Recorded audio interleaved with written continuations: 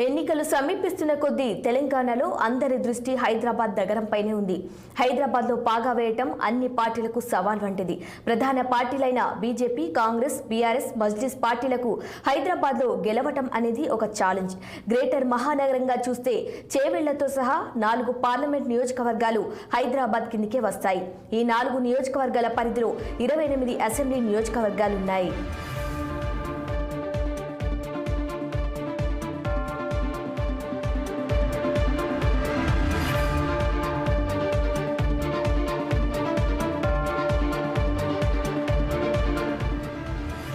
చేవెళ్ల నియోజకవర్గంలోని కొన్ని శాసనసభ స్థానాలు తప్ప మిగతా స్థానాలన్నీ అర్బన్ కిందికే వస్తాయి. 2019లో హైదరాబాద్లో ఎంఐఎం పాగా వేయగా సికింద్రాబాద్లో బీజేపీ, మల్కజ్గిరిలో కాంగ్రెస్, చేవెళ్లలో బీఆర్ఎస్లు గెలుపొందాయి.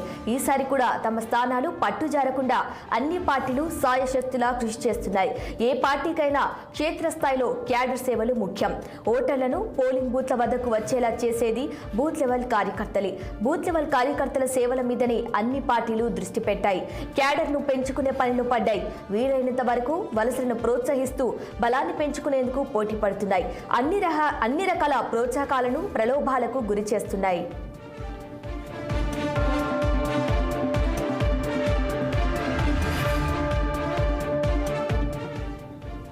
ఈ నియోజకవర్గాల్లో వలస ఓటర్లు అధికంగా ఉన్నారు. ఉపాధి కోసం దేశంలోని పలు రాష్ట్రాల నుంచి హైదరాబాద్ వచ్చి స్థిర నివాసం ఏర్పరచుకున్న వారు చాలా మంది ఉన్నారు.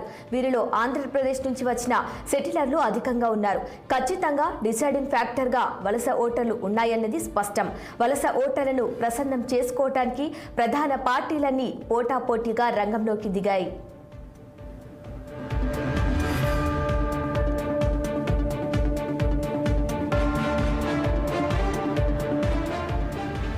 పట్టణ ప్రాంతాల్లో ప్రజలు అధిక ప్రాధాన్యతనిచ్చేది ప్రధానంగా మౌలిక వసతులపైనే. మౌలిక వసతులు అనేది నిత్యం ఎదుర్కొనే అంశం కాబట్టి పట్టణ ఓటర్లు మౌలిక వసతుల ఆధారంగా గతంలో పార్టీలు చేసిన అభివృద్ధిని బేరీజు వేసుకొని ఓటు వేస్తారు. దీన్ని దృష్టిలో పెట్టుకొని ప్రధాన పార్టీలన్నీ ఓటర్లను సంతృప్తి పరిచే విధంగా హామీల వర్షం కురిపిస్తున్నాయి.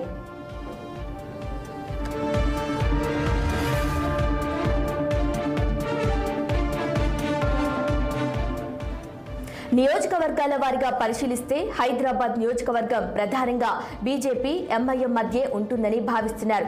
ఇరు పార్టీలు ఈ నియోజకవర్గాన్ని ప్రతిష్టాత్మకంగా భావిస్తాయి.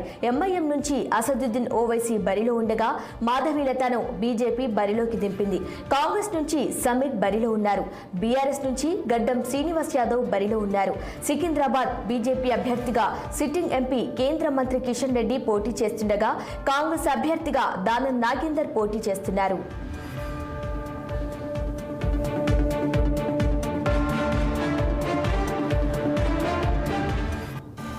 బీఆర్ఎస్ నుంచి పద్మారావు గౌడ్ బరిలో ఉన్నారు. మరో ప్రధానమైన నియోజకవర్గం మల్కజ్గిరి. ఇది దేశంలోనే అతిపెద్ద నియోజకవర్గం.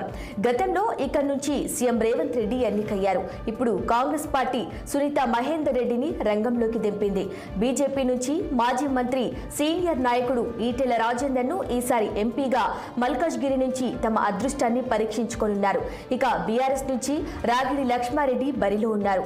ఇక చేవెళ్ల నియోజకవర్గానికి వస్తే కాంగ్రెస్ నుంచి రంజిత్ రెడ్డి పోటీ చేస్తుండగా బీజేపీ నుంచి కొండా విశ్వేశ్వరరెడ్డి పోటీలో ఉన్నారు.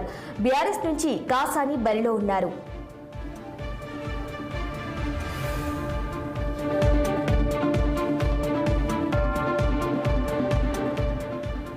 మినీ కురుక్షేత్రాన్ని తలపించే విధంగా మహానగర పోరు కనిపిస్తుంది.